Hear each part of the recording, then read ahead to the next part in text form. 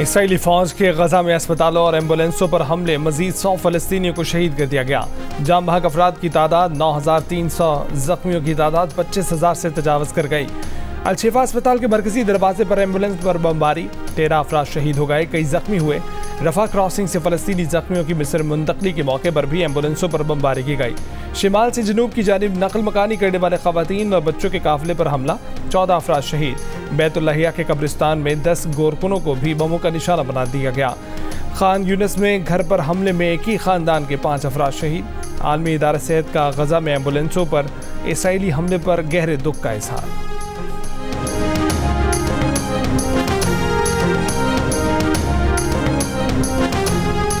अमरीकी वज़ीर ख़ारजा के दौरा इसराइल में बड़ी पेशरफ्त ना हो सकी। इसराइली वज़ीर आज़म ने हमास की जानिब से 241 शहरियों की रिहाई तक आर्जी जंगबंदी का इम्कान रद्द कर दिया। इसराइली वज़ीर आज़म ने मुलाकात में अमरीकी वज़ीर ख़ारजा की यरगमालियों की रिहाई और गजा की महसूर आबादी में इमदाद तकसीम के लिए जंगबंदी पर गुफ्तगू की। मासूम शहरियों के तहफ़्फ़ुज़ पर जोर। सऊदी अरब, मुत्तहिदा अरब अमारात, उर्दन, मिस्र और कतर के वज़राए ख़ारजा आज ओमान में अमरीकी वज़ीर ख़ारजा से मुलाकात करेंगे।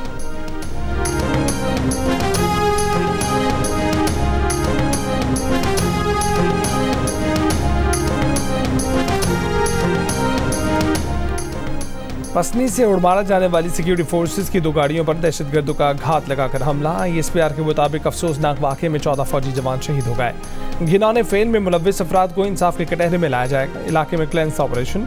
ISPR ने कहा कि सिक्योरिटी फोर्सेस मुल्क से दहशतगर्दी की लानत के खात्मे के लिए पुरअज़्म है।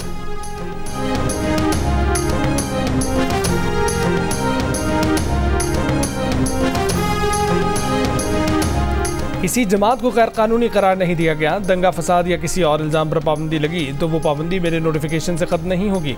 निगरान वज़ीर आज़म अनवर अल हक काकड़ का इंटरव्यू। कहा कि अगर कोई इल्ज़ाम या कदगन हो तो उसके लिए मुतल्लिका इदारों से रब्ता करना होता है। मुतल्लिका इदारे अगर कदगन को कायम रखते हैं तो उसकी पाबंदी करना होगी। कहा कि निगरान हुकूमत होनी ही नहीं चाहिए। कहा कि हम जो भी काम करते हैं तो कहा जाता है कि आपको आने वाली हुकूमत का इंतज़ार करना चाहिए। अगर ऐसा है तो फिर मुल्क में रवा हुकूमत ही रखनी चाहिए। रेकोडिक के शेयर्स सऊदी अरब को बेचने पर अवामी सतह पर कोई बात नहीं हुई।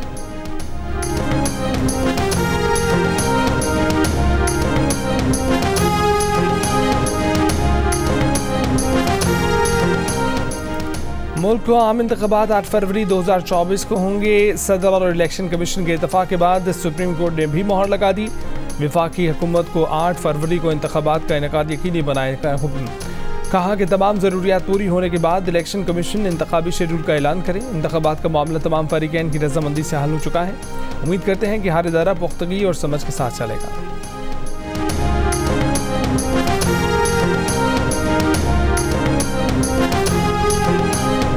क्रिकेट वर्ल्ड कप में पाकिस्तान और न्यूजीलैंड के दरमियान अहम मुकाबला आज बेंगलुरु में होगा। ग्रीन शर्ट्स को सेमीफाइनल तक रसाई की उम्मीदों को बरकरार रखने के लिए मैच जीतना ज़रूरी है।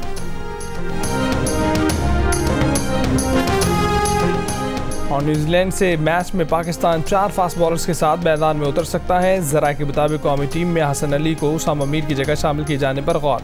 4 फास्ट बॉलर्स खिलाने का फैसला ओवरकास्ट कंडीशन से मशरूत होगा।